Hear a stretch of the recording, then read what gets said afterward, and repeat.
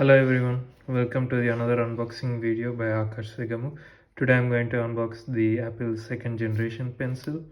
So this is the Apple pencil which I bought today. So let's unbox it.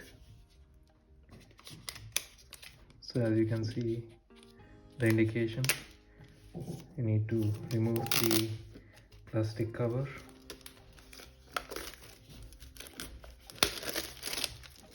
Keep it aside,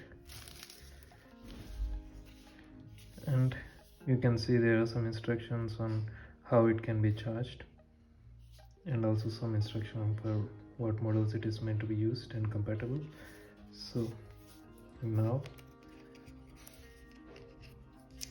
let's take out the Apple pencil.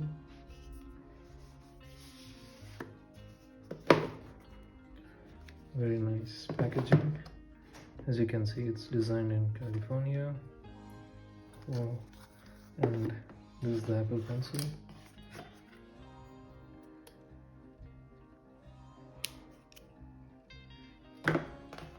These are some, I guess, some information material